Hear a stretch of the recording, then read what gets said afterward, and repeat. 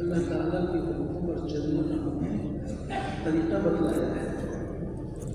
ہم سب کو سب حق تعالیٰ شانوں کی ذات و صفات پر یقین کرتے ہوئے اس کے احکامات پر پابند بن کر چلیں گے اور نبی کریم صلی اللہ علیہ وسلم کے طریقوں کے پابند بن کر چلیں گے تو اللہ رب العزت ہمیں دنیا میں بھی کامیاب کریں گے اور آخرت کی کامیابیاں بھی عطا فرمائیں گے.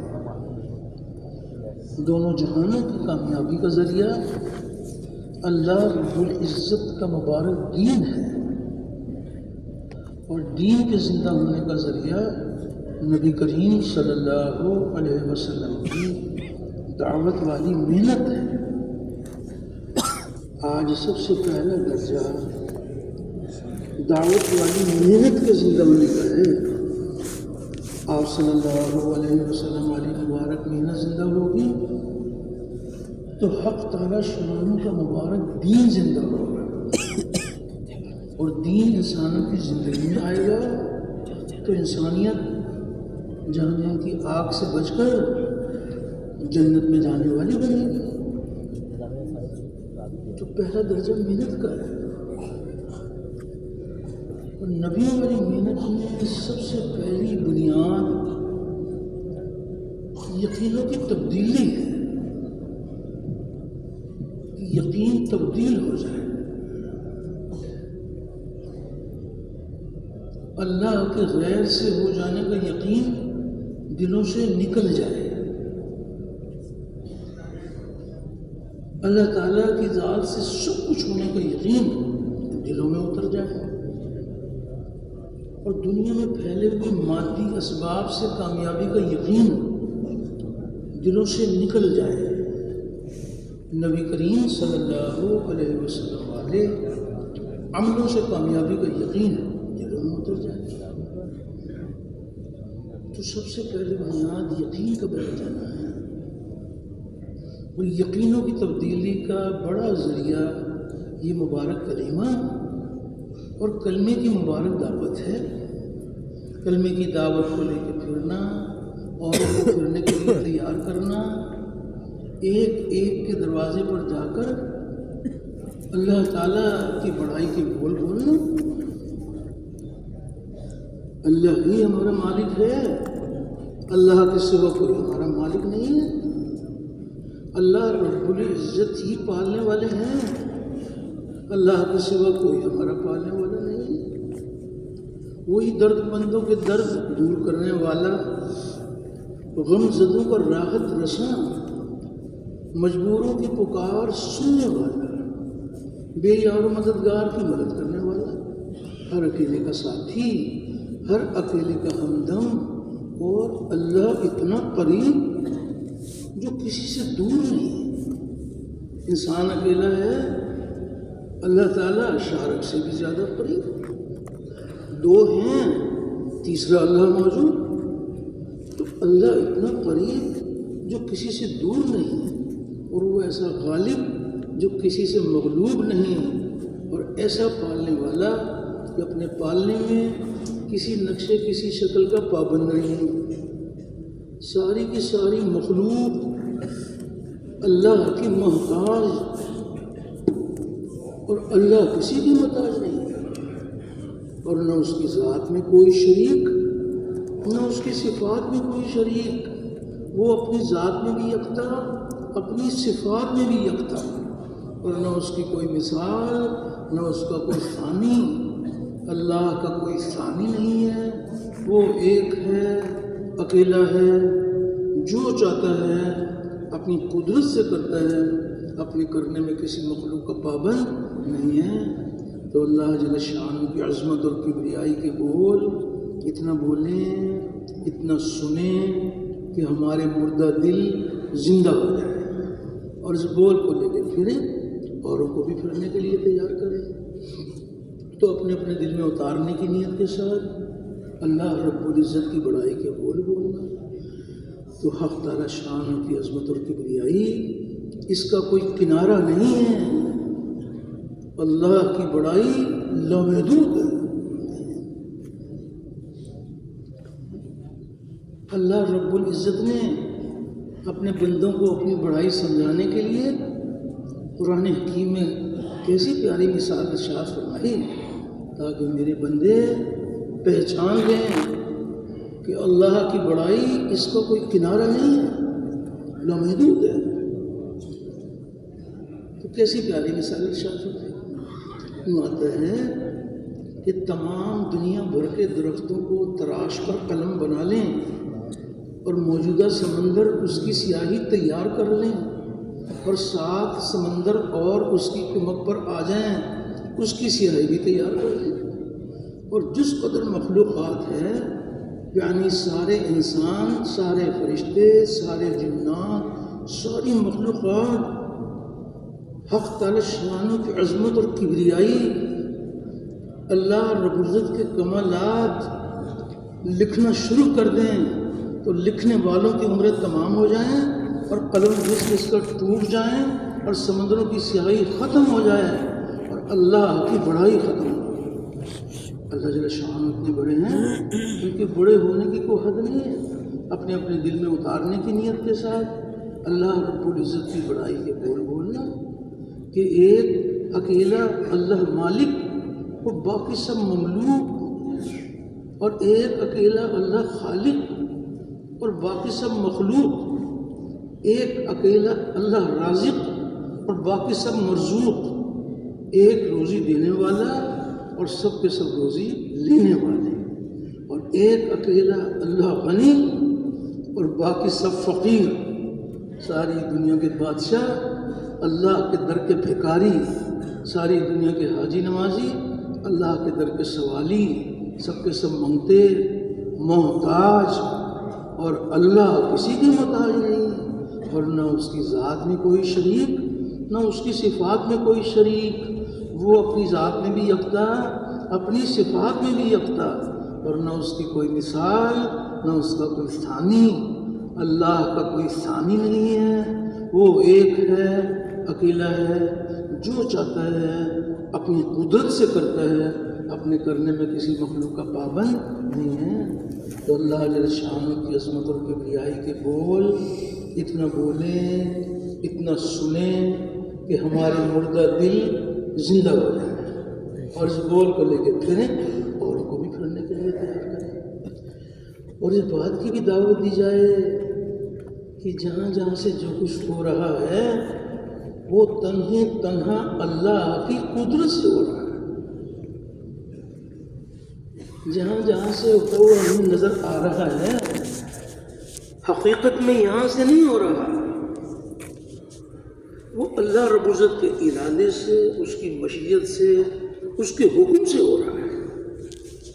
کائنات کے ذرے ذرے کو اللہ تعالیٰ نے اپنی قدرت سے بنایا ہے، اور یہ بنا ہوا بنانے والے کے بغیر کچھ نہیں کر سکتا، بنانے والا بنے ہوئے کے بغیر سب کچھ کر سکتا ہے۔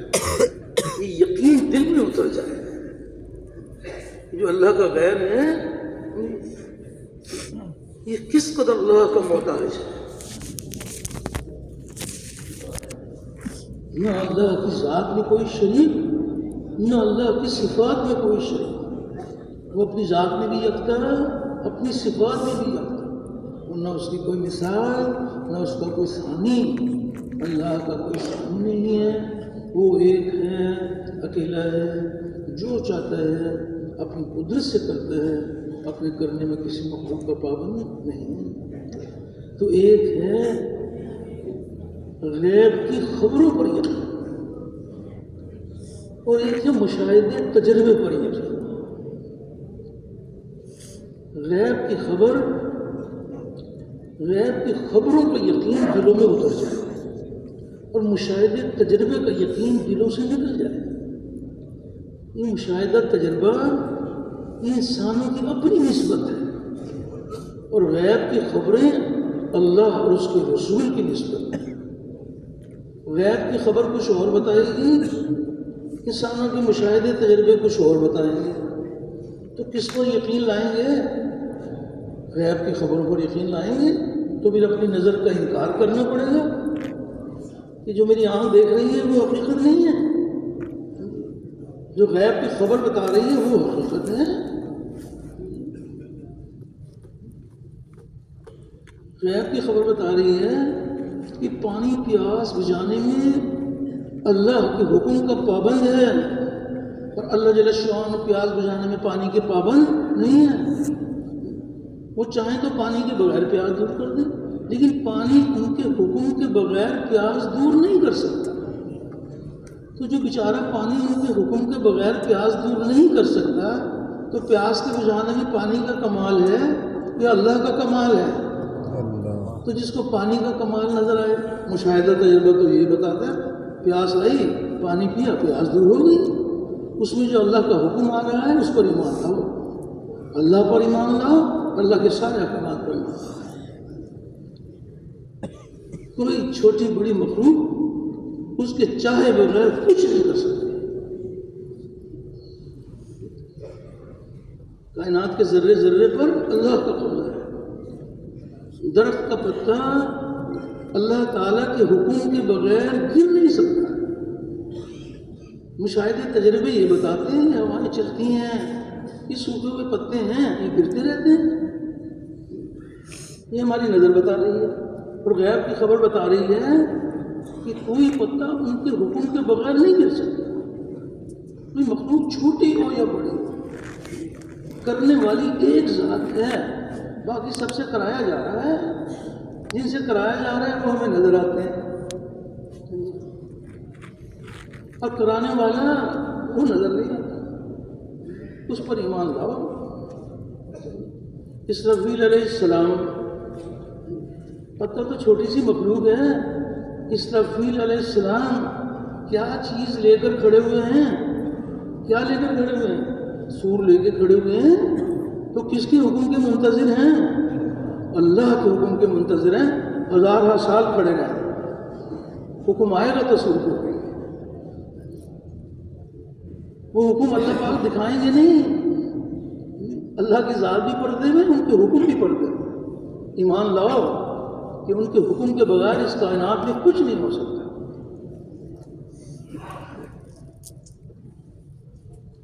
انسان کو دھوکہ لگتا ہے کہ میرے کرنے سے کچھ ہو رہا ہے، یہ مشاہدہ تجربہ ہے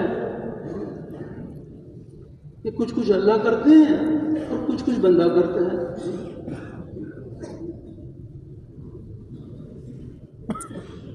ایمان بالغیب، اللہ تعالیٰ اور اس کے رسول صلی اللہ علیہ وسلم نے جو غیب کی خبریں سنائیں اس پر ہی۔ انسانوں کا مشاہدہ تجربہ یہ ہے کہ زمیندار زمین میں جان کھپاتے ہیں، بیج لگاتے ہیں، پھل چلاتے ہیں، پانی دیتے ہیں، اور زمین سے غلہ نکلتا ہے۔ یہ انسانوں کی نظر بتا رہی ہے، ان کا تجربہ ہے کہ کسان زمین میں جان کھپاتے ہیں، بیج لگاتے ہیں، پھل چلاتے ہیں، پانی دیتے ہیں، اور زمین سے غلہ نکلتا ہے۔ اور حق تعالی شان و غیب کی خبر ارشاد فرما رہے ہیں، اللہ رب العزت ارشاد فرما رہے ہیں کہ بتاؤ کھیتی تم اگاتے ہو یا کھیتی ہم اگاتے ہیں؟ تو کھیتی کون اگاتا ہے؟ اللہ اگاتے ہیں۔ زمین غلہ دینے میں اللہ کے حکم کی پابند ہے، اور اللہ جل شانہ غلہ دینے میں زمین کے پابند نہیں ہے۔ تو آنکھ دیکھی کا یقین دلوں سے نکل جائے کہ اللہ کا کوئی غیر کچھ نہیں کر سکتا۔ انسان کسی کام کو کرنا چاہتا ہے، اللہ نہیں چاہتے، وہ کام ہو جائے گا۔ انسان کسی کام کو کرنا چاہتا ہے، اللہ بھی چاہ لیتے ہیں، وہ ہو جائے گا۔ تو کام کس کے چاہنے سے ہوتا ہے؟ اللہ کے چاہنے سے ہوتا ہے۔ وما تشاءون الا ان یشاء اللہ، کہ ہمارے چاہے بغیر کچھ نہیں ہوتا۔ انسان کو دھوکہ لگتا ہے۔ فرمایا کہ انسان کو جو اللہ نے کچھ اختیار دیا ہے تو اس کو اپنے اختیار کو پہچاننا چاہیے کہ میرے اختیار کا کیا درجہ ہے۔ فرمایا انسان کو جو اللہ نے اختیار دیا ہے اس کے اختیار پر اللہ کا اختیار ہے، اور وجود جو بنتا ہے وہ اس کے اختیار سے نہیں بنتا، وہ اللہ کے اختیار سے بنتا ہے۔ اس کا اختیار تو جزا و سزا کے لیے ہے۔ جس چیز سے اللہ نے منع کیا ہے وہ کرنا چاہتے ہیں تو سزا ملے گی، لیکن وجود نہیں بنا سکتے اس کا۔ جس کام کے کرنے کا اللہ نے حکم دیا ہے یہ اس کو پورا کرنا چاہتے ہیں، اللہ بھی چاہ لیتے ہیں، یہ حکم پورا کر لیتے ہیں۔ غیب کی خبر کیا بتا رہی ہے؟ لا حول ولا قوت الا باللہ۔ کیا مطلب ہے جناب کہ یا اللہ ہمیں نہ نیکی کرنے کی طاقت ہے نہ برائی سے بچنے کی قوت ہے، آپ ہی کے کرنے سے ہو رہا ہے۔ تو غیب کی ہر خبر کا یقین دل میں اتر جائے اور مشاہدے تجربے کا یقین دلوں سے نکل جائے۔ غیب کی صاف صاف خبر یہ بتا رہی ہے واللہ غالب علی امرہ، ہر چیز پر ہمارا حکم غالب ہے۔ یقین کرو کہ ہمارے حکم کے بغیر اس کائنات کا کوئی ذرہ کچھ نہیں کر سکتا۔ تو یہ یقین دلوں میں اتر جائے اور اس بات کی بھی دعوت دی جائے کہ جہاں جہاں سے جو کچھ ہو رہا ہے وہ اللہ کی قدرت سے ہو رہا ہے، اور کامیابی اللہ اور عزت کے ہاتھ میں ہے۔ اللہ کے سوا کوئی کامیابی دینے والا نہیں ہے، اور کامیابی کا ذریعہ مال، ملک، منصب، جاگیر نہیں ہے۔ کامیابی کا ذریعہ ہمارے نبی کریم صلی اللہ علیہ وسلم علیہ اعمال ہے۔ عملوں سے کامیابی کا یقین دلوں میں اتر جائے اور دنیا میں پھیلے ہوئے مادی اسباب سے کامیابی کا یقین دلوں سے نکل جائے۔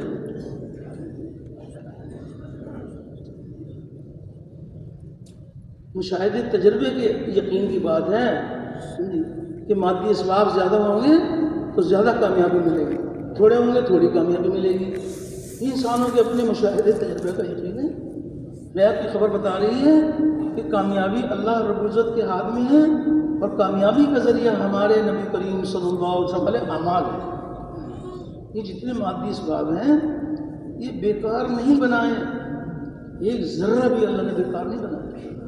تو یہ مادی اسباب اللہ جل شانہ نے ہمارے امتحان کے لیے بنائے، اطمینان کے لیے نبی کریم علیہ السلام کے اعمال عطا فرمائے۔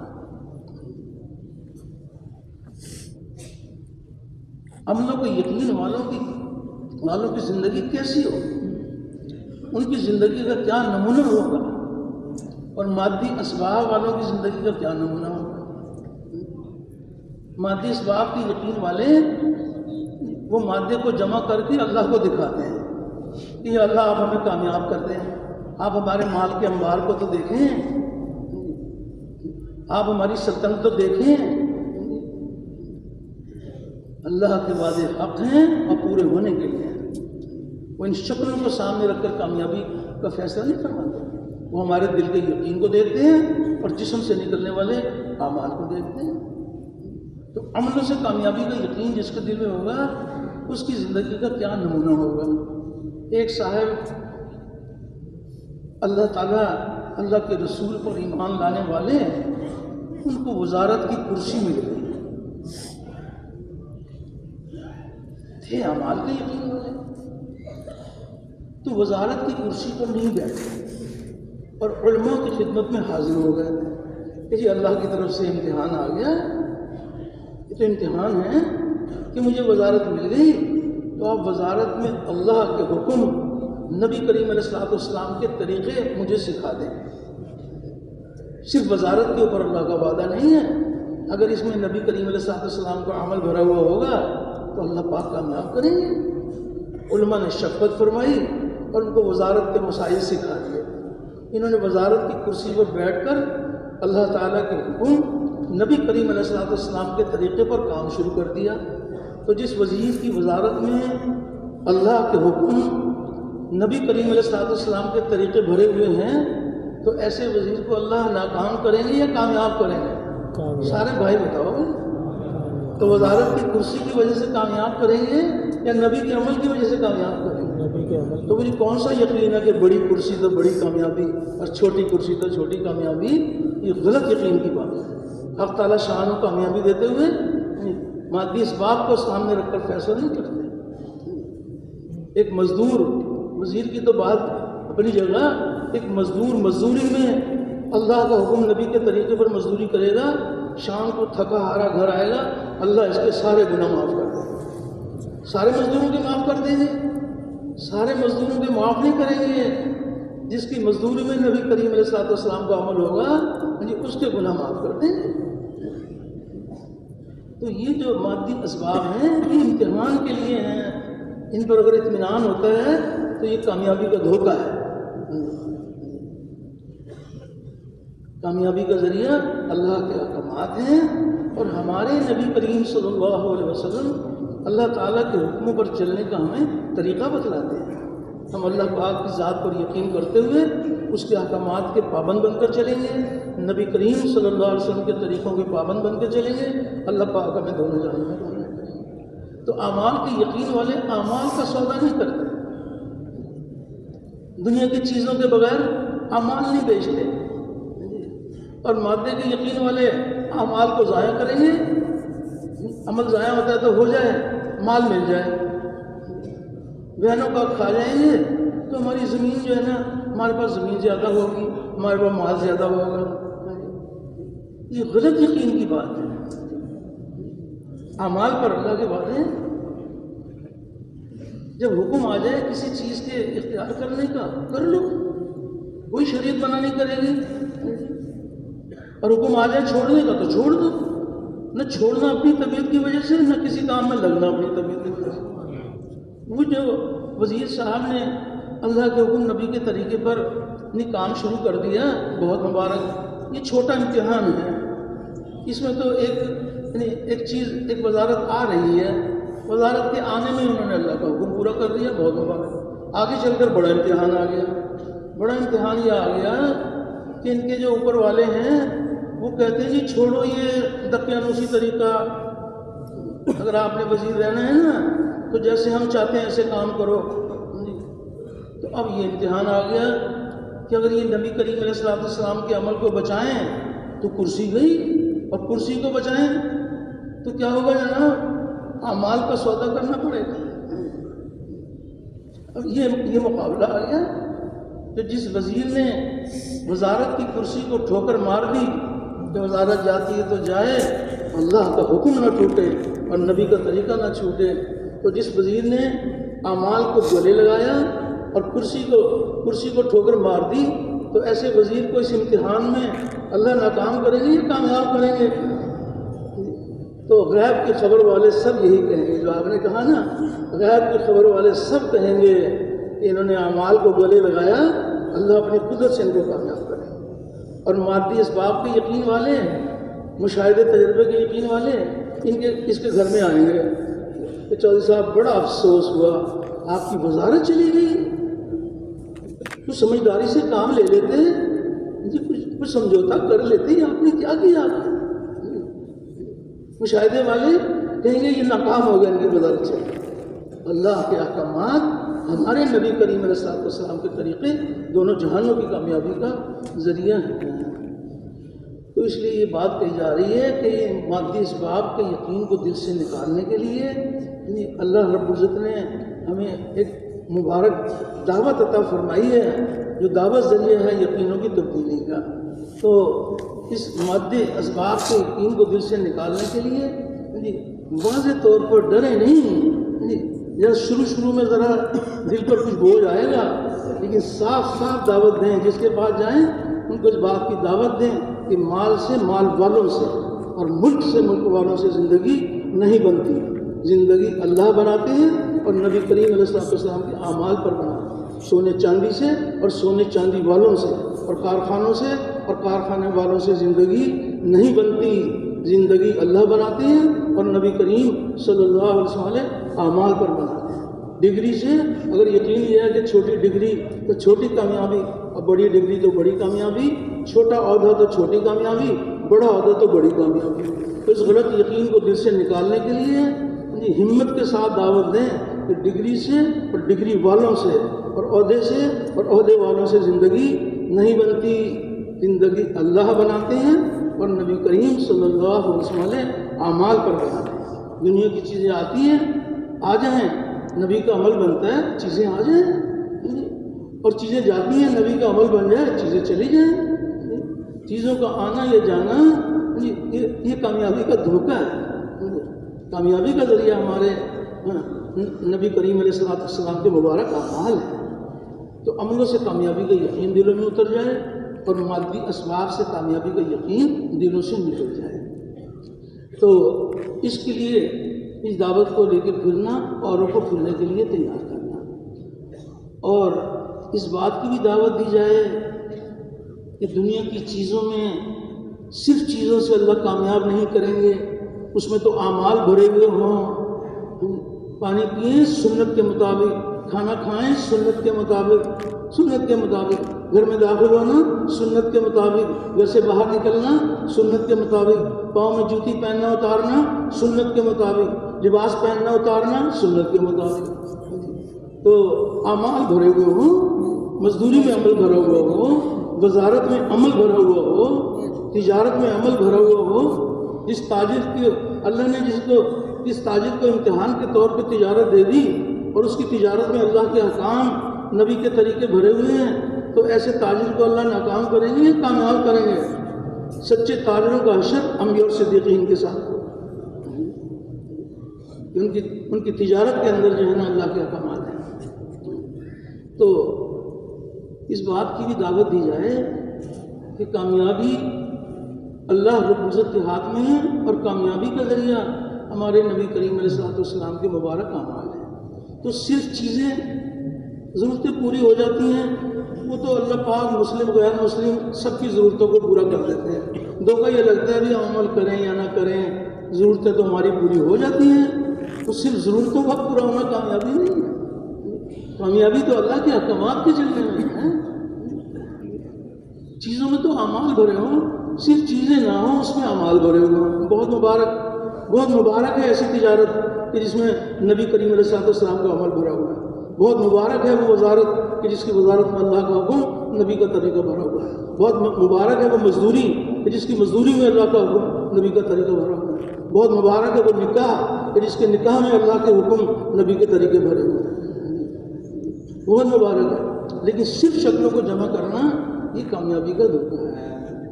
تو چیزوں میں تو اعمال بھرے ہوئے ہوں۔ فرمایا کہ اعمال بہت سارے ایسے ہیں جس میں چیزوں کا کوئی تعلق نہیں ہے۔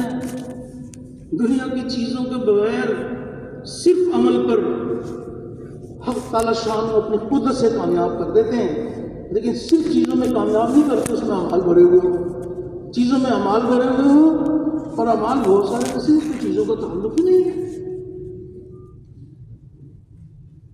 آپ کسی کے دروازے پر دعوت کے لیے جاتے ہیں، اللہ کی بڑائی بیان کرتے ہیں، اللہ کے احکامات کی دعوت دیتے ہیں، تو جب دعوت دینے کے لیے جاتے ہیں تو یہ دیکھتے ہیں کہ ہماری جیب میں مال ہے یا نہیں ہے، سونا چاندی ہے یا نہیں ہے، ہیرے جواہرات ہے یا نہیں ہے۔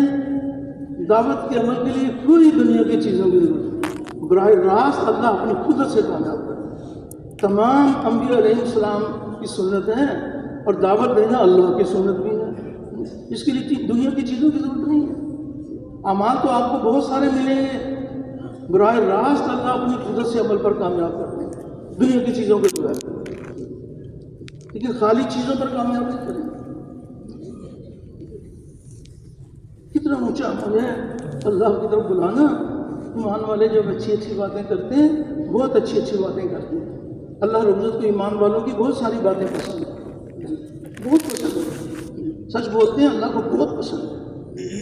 تو فرمایا لیکن جتنی اچھی اچھی باتیں کرتے ہیں، ان کی تمام اچھی اچھی باتوں میں سب سے اچھی بات کہ کوئی کسی کو اللہ کی طرف بلائے، اتنا اللہ کا پسندیدہ بول ہے، اور دنیا کی چیزوں سے پاک۔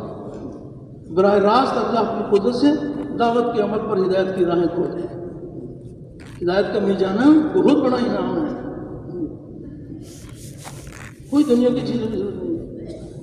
اس کے لیے فرمایا یعنی بہترین شخص وہ ہے جو خود اللہ کا ہو رہے، اسی کی حکم برداری کا اعلان کرے، اور اللہ ہی کی پسندیدہ روش پر چلے، اور دنیا والوں کو اللہ کی طرف آنے کی دعوت دے، اور اس کا قول اور فعل صرف باتیں نہیں، اس کا قول اور فعل بندوں کو اللہ کی طرف کھینچنے میں مؤثر ہو، اور جس نیکی کی طرف لوگوں کو بلائے بذات خود اس پر عامل ہو، اور اللہ کی نسبت اپنی بندگی اور فرما برداری کا اعلان کرنے سے کسی موقع پر اور کسی وقت نہ جھجکے، اور اس کا طغرائے قومیت صرف مذہب اسلام ہو، اور ہر قسم کی تنگ نظری اور فرقہ وارانہ نسبتوں سے یکسو ہو کر اپنے مسلم خالص ہونے کی منادی کرے، اور اسی اعلیٰ مقام کی طرف لوگوں کو بلائے جس کی دعوت دینے کے لیے سیدنا محمد الرسول اللہ صلی اللہ علیہ وسلم کھڑے ہوئے تھے اور صحابہ کرام نے اپنی عمریں صرف کی تھی۔ اتنا بڑا عمل اور شکل سے پاک۔ اور آگے چلیں، حق تعالیٰ شان نے اللہ رب العزت نے اپنے کرم کے دروازے کھولے، ہر حکم جو ہے نا بندوں کو اللہ جل شانہ نے دونوں جہانوں کی کامیابی کے لیے دیا ہے، لیکن نماز کا عمل، اللہ اکبر، سارے احکامات تو فرشتے کے ذریعے سے نازل فرمائے، اور جب نماز کا عمل عطا فرمایا تو اپنے پیارے حبیب صلی اللہ علیہ وسلم کو اپنے پاس بلا کر نماز کا عمل تھا۔ اتنا اونچا عمل ہے، اور کیا کیا اس کے کتنے فضائل ہیں نماز کے۔ براہ راست اللہ کی ذات سے، اللہ کی قدرت سے براہ راست استفادہ نماز کے ذریعے سے۔ تو نماز اتنا اونچا عمل ہے، لیکن نماز کے لیے دنیا کی چیزوں کی ضرورت نہیں ہے، مال سونے چاندی کی ضرورت نہیں ہے۔ نماز کے لیے تاجر بھی آئیں گے، زمیندار بھی آئیں گے، مزدور بھی آئیں گے، صدر صاحب بھی آئیں گے، وزیر صاحب بھی آئیں گے۔ تو جب نماز کے لیے آئیں گے تو چیزیں ساتھ لے کر آئیں گے یا چھوڑ کر آئیں گے؟ چیزیں چھوڑ کر آئیں گے، اور چیزوں کا چھوڑ کر آئے ہو بہت مبارک۔ فرمایا کہ نماز میں آ جاؤ تو چیزوں کو چھوڑو اور چیزوں کے خیال کو بھی چھوڑو، کوئی ضرورت نہیں ہے چیزوں کی، براہ راست اللہ کی قدرت سے استفادہ نماز کے عمل کے ذریعے۔ کس قدر اللہ جل شانہ نے کہ اللہ کی عظمت اور کبریائی دلوں کی گہرائیوں میں اتر جائے، کلمے کی دعوت کے ذریعے سے بھی اللہ کی بڑائی دل میں اترتی ہے، اور نماز کا عمل بھی اللہ کی بڑائی دل میں اترنے کا ذریعہ ہے۔ کس قدر اللہ کی بڑائی، نماز میں اللہ کی بڑائی دلوں کی زینت بنے گی، لیکن محنت ہے۔ اہتمام نماز ہی سے اللہ کی بڑائی۔ وضو کرنے کے لیے بیٹھے، بسم اللہ العظیم والحمدللہ علی دین الاسلام، تو کس کی بڑائی بیان کی بھائی؟ اللہ کی بڑائی۔ اور وضو کے درمیان میں اور بھی دعائیں ہیں، اور وضو کرنے کے بعد آسمان کی طرف اٹھا کر اپنی نظر اٹھا کر کس کی بڑائی بیان کرتے ہیں؟ چوتھا کلمہ اللہ کی بڑائی۔ اللہ کی مؤذن نے اذان کہی، وہی الفاظ سننے والوں نے دہرائے، اللہ کی بڑائی، اللہ کی بڑائی۔ نماز میں داخل ہو رہے ہیں، تکبیر تحریمہ، نماز میں داخل ہوتے ہیں تو کس کی بڑائی بیان کرتے ہیں؟ اللہ اکبر۔ نماز کا کون سا رکن ایسا ہے جس میں اللہ کی بڑائی نہیں ہے؟ اللہ کی بڑائی نماز میں بھری ہوئی۔ سبحانک اللہم، کس کی بڑائی؟ کہ بھائی سارے بھائی مدد ہیں نا، سبحانک اللہم، کس کی بڑائی؟ الحمدللہ رب العالمین، یہ تمام تعریف اس اللہ کی جو سارے جہانوں کا پالنے والا ہے۔ انسان کو تو دھوکہ لگتا ہے کہ ہائے میرے پلنے کا کیا ہوگا جب یہ ماں یہ کہہ رہا ہے کہ ساری تعریفیں اللہ کی جو سارے جہانوں کا پالنے والا ہے، کیسے اللہ کی بڑائی؟ نماز کے ہر رکن میں اللہ کی بڑائی، اور ایک رکن سے دوسرے رکن میں جاتے ہوئے اللہ کی بڑائی۔ اللہ اکبر۔ غور تو کریں کہ اللہ کے ساتھ کتنا تعلق پیدا ہو جائے۔ قیام سے رکوع میں جانا چاہتے ہیں تو کیا کہتے ہوئے جاتے ہیں؟ کیا کہتے ہوئے جاتے ہیں؟ اللہ اکبر، اللہ کی بڑائی، اللہ کی بڑائی۔ رکوع میں چلے گئے، رکوع میں جا کر اللہ کی بڑائی، سبحان ربی العظیم، پاک ہے میرا پالنے والا بڑی شان والا، پاک ہے میرا پالنے والا بڑی شان والا، پاک ہے میرا پالنے والا بڑی شان والا، اللہ کی بڑائی۔ سجدے میں جائیں تو سجدے میں اللہ کی بڑائی، سبحان ربی الاعلیٰ، پاک ہے میرا پالنے والا اونچی شان والا، پاک ہے میرا پالنے والا اونچی شان والا۔ نماز کے تو ہر رکن کے اندر اللہ کی بڑائی، جس قدر اللہ کی بڑائی دل میں اتارنا چاہو تو نماز کو ذریعہ بنا لو. اس کے لیے کوئی مال کی ضرورت نہیں ہے، سونے چاندی کی ضرورت نہیں ہے. صرف نماز کے عمل پر کس قدر فضائل ہیں وہ ایک فضیلت ہے، اور کس قدر اس کی اہمیت بتائی گئی ہے کہ آخرت میں سب سے پہلے نماز کا حساب ہوگا. جس کی نماز اچھی نکل آئی اس کے باقی اعمال بھی اچھے نکلیں گے، اور جس کی نماز بری ثابت ہوگی اس کے باقی اعمال بھی برے ثابت ہوں گے. یہ کس قدر ہم بار بار سنتے ہیں، یہ حدیث مبارک تعلیم میں بھی سنتے ہیں. تو اس حدیث پاک کو سن کر یہ فکر پیدا ہو جائے کہ وہ کون کون سی نماز کی خامیاں ہیں کہ جس کی وجہ سے نماز بری نکل آتی ہے اور پھر سارے اعمال برے نکل آتے ہیں. ان خامیوں کی تحقیق کرنا، علماء کی خدمت میں حاضری دینا کہ وہ کیا کیا خامیاں ہیں کہ جس سے نماز بری نکل آتی ہے، اس کی تحقیق کرنا اور ان خامیوں کو نماز سے نکالنے کی محنت کرنا. ہم سمجھتے ہیں کہ بس نماز جو ہے نا بس ایسے ایک دن کی محنت سے بن جائے گی، تو روزانہ محنت ہے. اور یہ جو فرمایا کہ جس کی نماز اچھی نکل آئی اس کے باقی اعمال بھی اچھے نکلیں گے، تو اس بات کی فکر پیدا ہو جائے کہ وہ اچھی نماز کی کون کون سی خوبیاں ہیں، وہ کون کون سی خوبیاں ہیں جو خوبیاں میری نماز میں جمع ہو جائیں تو میری نماز اچھی نکل آئے. ان خوبیوں کی تحقیق کرنا، ان خوبیوں کو اپنی نماز میں جمع کرنے کی محنت کرنا، اور رو رو کر اللہ سے دعائیں مانگنا کہ یا الہی ہمیں نماز کی حقیقت عطا فرما. نماز کی حقیقت نہیں ہے، اللہ سے مانگ رہے ہیں مل بھی نہیں رہا. اور پھر تعمیل احکام فرمایا کہ نماز تعمیل احکام کی محنت ہے. نماز کی حالت میں جس کا جسم نماز کے 10 منٹ میں اللہ کے احکامات کا تحمل کر لے گا، وہ نماز کے باہر 24 گھنٹے کی زندگی میں بھی اللہ کے احکامات پہ چلے گا. لیکن نماز کے 10 منٹ میں جس کا جسم اللہ کے احکامات کا بوجھ نہیں اٹھا سکتا، وہ پھر 24 گھنٹے اللہ کے احکامات کا تحمل کیسے کرے گا؟ کس قدر احکامات ہیں. جسم اور جسم کے تمام حصوں کے بارے میں احکامات ہیں. نماز کی حالت میں آنکھ اللہ کے حکم کی پابند، قیام میں کہاں پر ہوگی، رکوع میں کہاں پر ہوگی، سجدے میں کہاں پر ہوگی، تشہد میں کہاں پر ہوگی. تو نماز اللہ کے حکم کی پابند، کان اللہ کے حکم کے پابند، زبان اللہ کے حکم کی پابند، ہاتھ پاؤں ٹخنے کونیاں پیشانی جسم کے سارے حصے اللہ کے احکامات کے پابند بن جائیں. تو نماز میں جس کا جسم اللہ کے احکامات کا تحمل کر لے گا، نماز کے باہر بھی احکامات، نماز کے باہر تو بہت سارے احکامات ہیں. تو نمازوں کو بڑھیا بنانے کی محنت کرنا، اوروں کو محنت کے لیے تیار کرنا. اس کے ساتھ ساتھ اور آگے چلیں جی، تو جو یہ چاہتے ہیں کہ اللہ جل شانہ جہالت کی ظلمتیں میرے اندر سے مٹ جائیں اور علم الہی کا نور مجھے اللہ کے خزانوں سے مل جائے، تو علم الہی کا نور مل جائے. اس کے لیے مال کی ضرورت نہیں ہے، سونے چاندی کی ضرورت نہیں ہے، ہیرے جواہرات کی ضرورت نہیں ہے. سیکھنے سکھانے کے لیے بیٹھے ہوئے ہیں تو کبھی یہ نہیں دیکھتے کہ جیب میں مال بھی ہے یا نہیں ہے، نہیں دیکھتے. سیکھنے سکھانے کے لیے بیٹھے ہوئے ہیں، اللہ جل شان و علم الہی کا نور دلوں کے اندر اتار رہے ہیں. دنیا کی چیزوں کے بغیر، چیزوں میں تو اعمال بھرے ہوئے ہوں، خالی چیزوں پر زندگی نہیں بنائیں گے. اعمال ایسے مبارک ہیں، اگر کوئی اور زیادہ علم الہی کا نور سینے میں لینا چاہتے ہیں تو قرآن کے حافظ بن جائیں.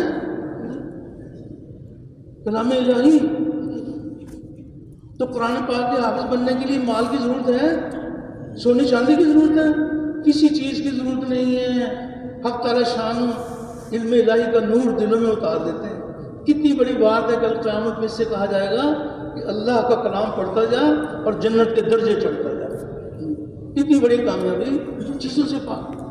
اور زیادہ اللہ کے خزانے لوٹنا چاہتے ہیں، عالم دین بننا چاہتے ہیں، مفتی بننا چاہتے ہیں، تو اللہ جل شانہ آج بھی اپنی قدرت دکھا رہے ہیں کہ نہ داخلہ فیس نہ ماہانہ فیس، علم الہی کا نور دلوں کی زینت بنا رہا ہے. چیزوں کی کیا قیمت ہے؟ چیزوں کی قیمت جس کے دل سے نکل جائے گی نا، اس کا بیڑا پار ہو جائے گا اور چیزیں اللہ اس کے قدموں میں گرائیں گے. یہ بھی بات نہیں ہے کہ جو چیزوں کے یقین دل سے نکلا ہوا ہوگا ان کو مقدر کی چیزیں نہیں ملیں گی. نہیں، حق تعالی شان چیزیں بھی اللہ ان کو عزت سے عطا فرمائیں. تو علم الہی کا نور دلوں میں اتر جائے. اس پر کیا کیا فضائل ہیں. اللہ اکبر. اب یہ رائے گنج کی تو مجلس ہے نہیں کہ یہاں 2 گھنٹے بات کر لو 2.5 گھنٹے بات کر لو. یہاں تو یہ بھی دیکھنا ہے کتنے فضائل ہیں. ایک روایت میں آتا ہے اس کا مفہوم یہ ہے نبی کریم علیہ الصلوۃ والسلام نے فرمایا کہ یا تو تم عالم بنو.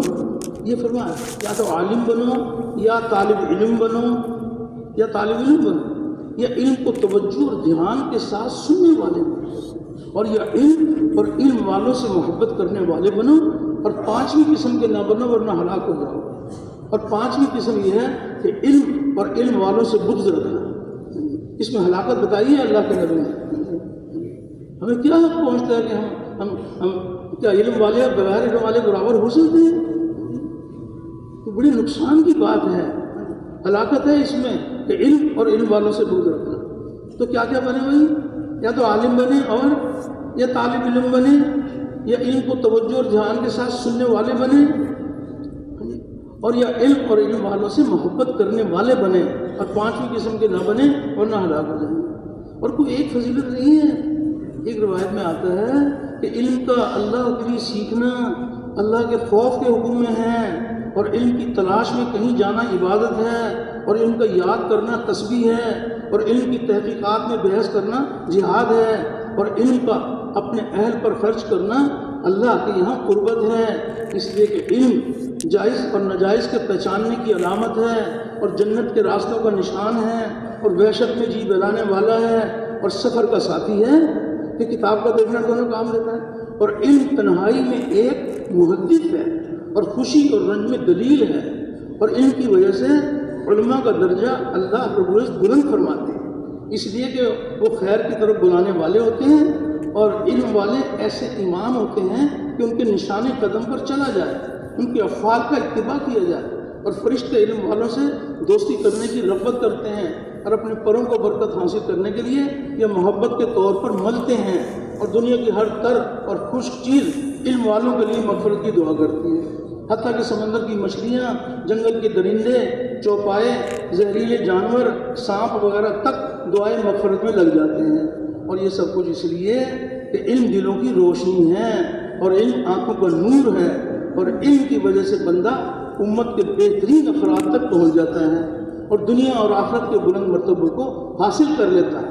اس کا مطالعہ روزوں کے برابر ہے, اس کا یاد کرنا تہجد کے برابر ہے اور اسی سے رشتے جوڑے جاتے ہیں اور علم سے حلال اور حرام کی پہچان ہوتی ہے اور علم عمل کا ایمان ہے اور عمل اس کے تابع ہے اور سعید لوگوں کو علم کا الہام کیا جاتا ہے اور بدبخت جو علم سے محروم رہتے ہیں.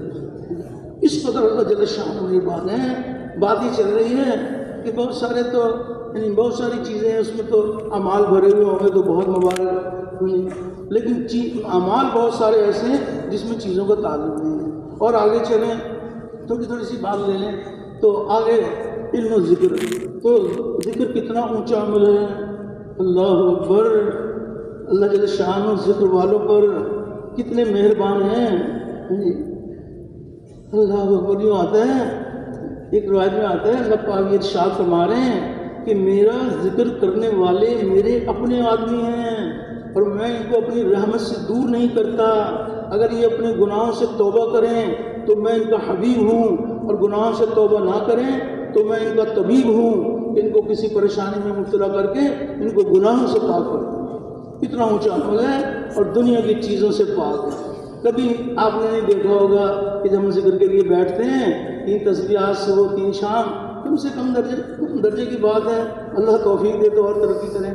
تو کبھی یہ نہیں سوچتے کہ بھی ذکر کر رہے ہیں تو کچھ جیب میں ہیرے جواہرات تو ہوں, سونا چاندی تو ہوں, اتنا مبارک عمل ہے تو دنیا کی چیزوں سے پاک. ذکر میں اللہ کا دھیان جما رہے ہیں کہ اللہ مجھے دیکھ رہے ہیں, حق تعالیٰ شان میرے ساتھ ہیں اور اللہ میری بات کو سن رہے ہیں. تو جب ذکر میں اللہ کا دھیان آ جاتا ہے تو باقی اعمال میں بھی اللہ کا دھیان آ جاتا ہے. لیکن جب ذکر میں دھیان نہیں آئے گا, اللہ کی یاد میں جس کو اللہ یاد نہیں ہے, ذکر کر رہے ہیں کبھی کھیت میں چلے گئے, کبھی بیوی بچوں میں چلے گئے, کبھی اپنی تجارت میں چلے گئے. اللہ کی یاد میں جس کو اللہ یاد نہیں ہے تو پھر بتائیے کہ اس کو تجارت میں اللہ کیسے یاد آئیں گے, گھر میں اللہ کیسے یاد آئیں گے. تو دھیان جما کے اللہ کا ذکر کرنا، تاکہ یہ اللہ جل شانہ یہ مبارک صفت عطا فرما دیں کہ اللہ کا دھیان یہ بہت بڑی نعمت ہے، جان کی محنت سے یہ چیزیں آتی ہیں، اس کے لیے دنیا کی چیزوں کا تعلق نہیں ہے۔ تو خیر اور آگے چلیں تو چوتھا نمبر اکرام مسلمانوں کی نوعیت کا لحاظ، تو اس میں اللہ نے اگر مال دیا ہے تو مال کے خرچ کرنے کے بھی احکامات ہیں، لیکن بہت سارے اعمال ایسے ہیں جس میں چیزوں کا تعلق نہیں ہے، باہر دنیا کی چیزوں کے بغیر صرف عمل پر اللہ پاک زندگی بنا دیتے ہیں۔ ماں باپ کو محبت کی نگاہ سے دیکھا، ماں باپ کو بھی نہیں پتا، اللہ دیکھ رہے ہیں اس کی نگاہ یہ کس چیز کو دیکھ رہی ہے، تو محبت کی نگاہ سے دیکھا تو کتنا ثواب ہے بھائی، کتنا ثواب ہے، حج عمرے کا ثواب ملے گا۔ جاتے ہوئے کوئی بھائی ایک چھٹکا پڑا ہوا ہے، یہ پتھر پڑا ہوا ہے، ذرا ٹھوکر پاؤں سے مار دی، اللہ کے خزانوں سے کتنا کچھ مل گیا۔ بہت سارے اعمال ایسے ہیں، کسی کی پریشانی تھی اس کی درخواست حاکم تک پہنچا دی، کوئی ضروری نہیں ہے کہ ہاں اگر اللہ نے مال دیا ہے تو مال بھی اللہ کے بندوں پہ خرچ کریں گے۔ اور پھر اخلاق جو ہے نا، اخلاق دین کے پھیلنے کا ذریعہ ہیں۔ اخلاق کے لیے تو بہت ساری چیزیں ایسی جس میں اگر اخلاق ہے تو چیزیں ہیں تو پھر بھی اخلاق والے کامیاب ہیں، اور چیزیں نہیں ہیں تو چیزوں کے بغیر بھی کامیاب ہیں۔ تخلقوا باخلاق اللہ، یہ فرمایا ہمارے نبی کریم علیہ الصلوۃ والسلام نے، تخلقوا باخلاق اللہ، کہ اللہ والے اخلاق اپناؤ۔ اللہ جو کھلانے والے ہیں ہم بھی اللہ کے بندوں کو کھلائیں گے، اللہ کی مخلوق کو کھلائیں گے۔ اللہ جل شان پردہ پوشی کرنے والے ہیں، ہم بھی اللہ کے بندوں کی پردہ پوشی کریں گے۔ حق تعالی شان اپنے بندوں کو معاف کرنے والے ہیں، ہم بھی جانا ہم بھی اللہ کے بندوں کو معاف کریں گے۔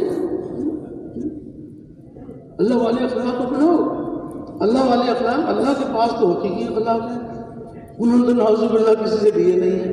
ہمارے پاس جو اخلاق ہیں وہ عطائی ہیں، اور اس کا کیا درجہ ہے اخلاق والوں کا۔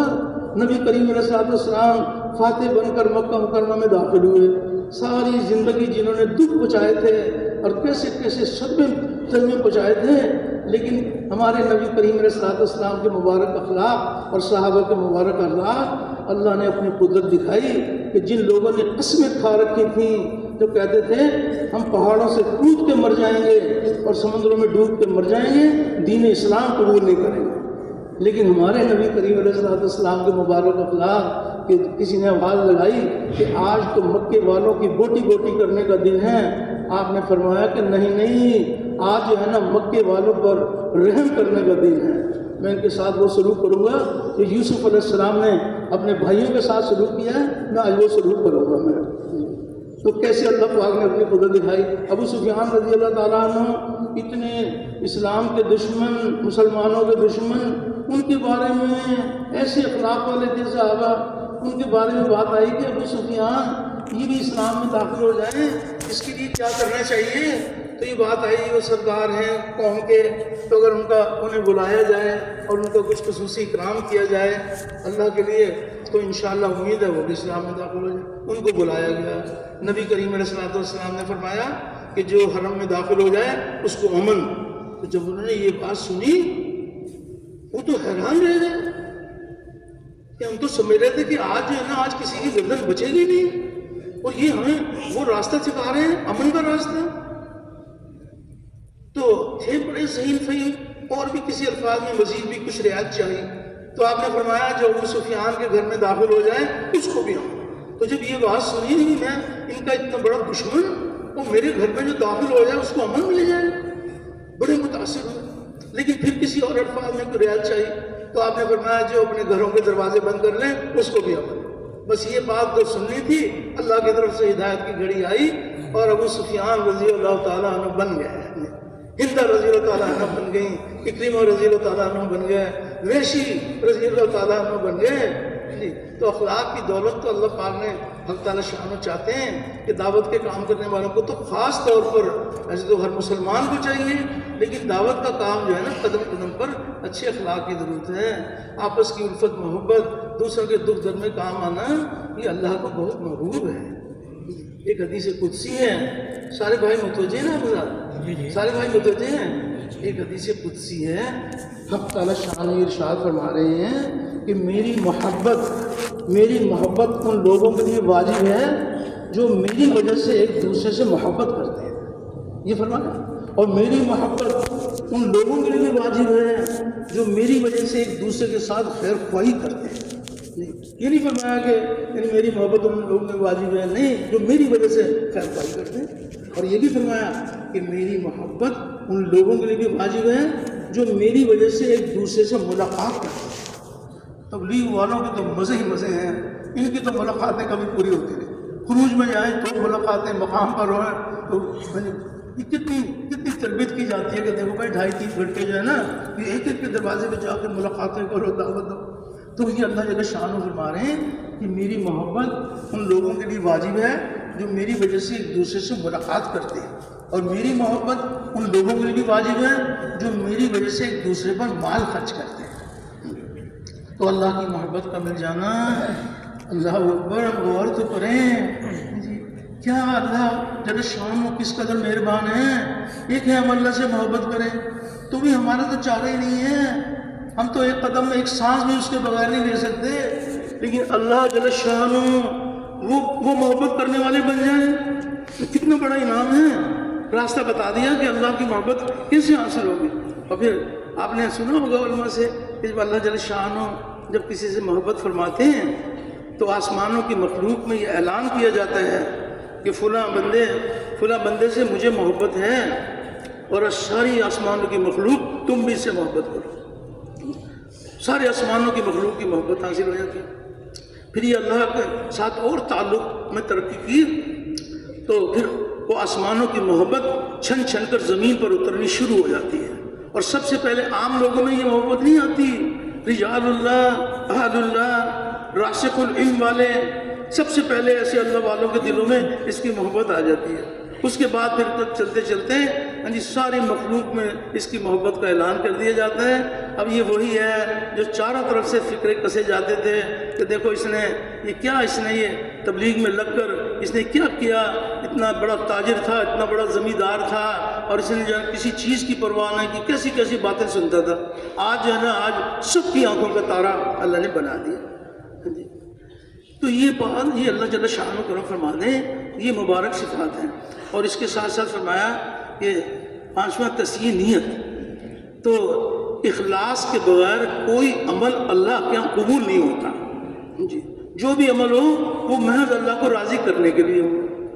تو جب اتنی بڑی بات ہے، اخلاص کے بغیر عمل قبول ہی نہیں ہوتا، تو اس کے لیے تو کوئی سونا چاندی ہو، کوئی ڈگری ہو، کوئی ہیرے جواہرات نہیں، اپنی نیت کو صحیح کرنے کے لیے عمل سے پہلے رک گئے، اپنی نیت کا جائزہ لے لیا، اپنی نیت کو درست کر لیا، اور عمل کے درمیان میں بھی بعض دفعہ نفس اور شیطان کا حصہ ہو جاتا ہے، عمل کے درمیان میں بھی اپنی نیت کو درست کیا، عمل کرنے کے بعد استغفار کہ یا الہی جیسے آپ کی شایان شان عمل کرنا تھا میں نہیں کر سکا، تو اس کے لیے بھی کوئی دنیا کی چیزوں کی ضرورت نہیں ہے جی، بلکہ اس میں تھوڑی سی نزاکت ضرور ہے۔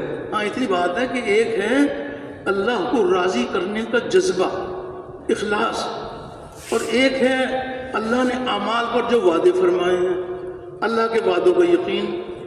تو یہ فرمایا کہ اللہ کے وعدے حق ہیں، پورے ہونے کے لیے ہیں، لیکن اللہ کے وعدے یقین میں لانے کے لیے ہیں، نیت میں لانے کے لیے نہیں ہے کہ نیت یہ کر رہی کہ مجھ کو یہ انعام ملے گا، یہ ملے گا، یہ ملے گا، نہیں، اللہ کے وعدوں کا یقین تو ہے، لیکن عمل کرنے کی نیت جو ہے نا وہ اللہ کو راضی کرنے کے لیے ہے۔ عمل جو کریں گے کس کو راضی کرنے کے لیے کریں گے؟ اللہ کو راضی کرنے کے لیے، اور اللہ نے جو وعدے فرمائے ہیں اس کا یقین بھی ہے۔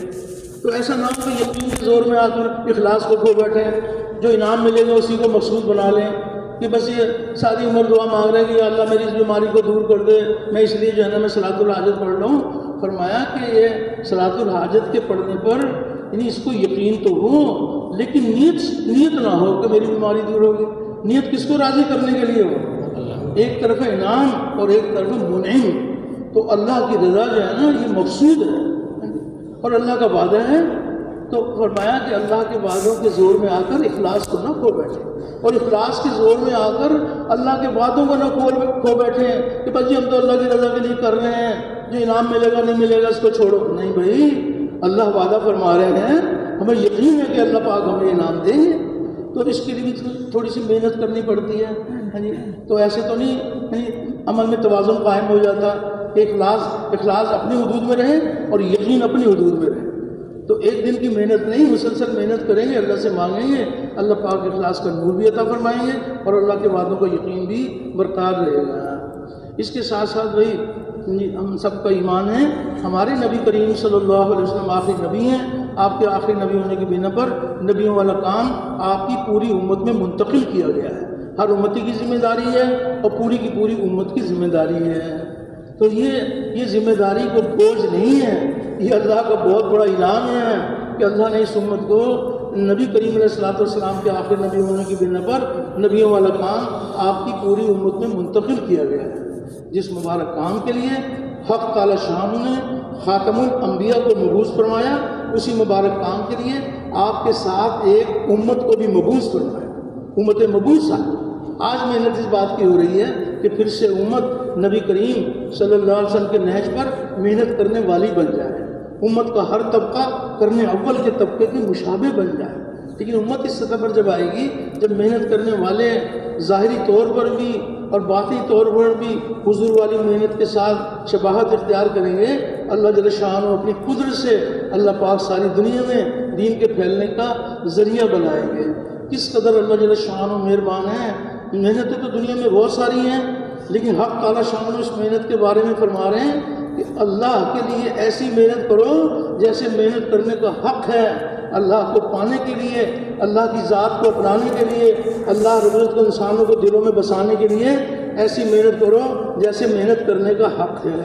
اور ہم نے تمہیں چن لیا سارے عالم میں اپنا پیغام پہنچانے کے لیے، ہم نے تمہیں چھانٹ لیا، تمام امتوں میں سے چنی امت ہے۔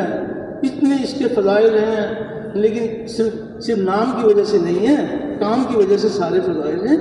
ایک روایت میں آپ حضرات نے علماء سے سنا ہوگا کہ اللہ تعالیٰ نے حضرت داؤد علیہ السلام پر یہ وحی فرمائی کہ داؤد تمہارے بعد ان قریب ایک نبی آئے گا جس کا نام احمد اور محمد ہوگا، اور وہ سچے اور سردار ہوں گے، اور وہ مجھے کبھی ناراض نہیں کریں گے اور نہ ہی میں ان سے ناراض ہوں گا، اور میں نے ان کی اگلی پچھلی تمام لغزشیں کرنے سے پہلے ہی معاف کر دی ہیں۔ یہاں تو داؤد علیہ السلام سے نبی کریم علیہ الصلوۃ والسلام کے بارے میں فرمایا، اور ہمارے نبی کریم علیہ الصلوۃ والسلام کی امت کے بارے میں اللہ جل شانہ نے داؤد علیہ السلام سے فرمایا کہ آپ کی امت میری رحمت سے نوازی ہوئی ہے، اور میں نے آپ کی امت کو وہ نوافل عطا کیے جو انبیاء کو عطا کیے، اور آپ کی امت پر وہ چیزیں فرض کی جو انبیاء اور رسولوں پر فرض کی، حتیٰ کہ وہ قیامت کے دن اس امت کے بارے میں اللہ پاک اس امت کے دنیا میں آنے سے پہلے ہی داؤد علیہ السلام سے فرما رہے ہیں، حتیٰ کہ وہ قیامت کے دن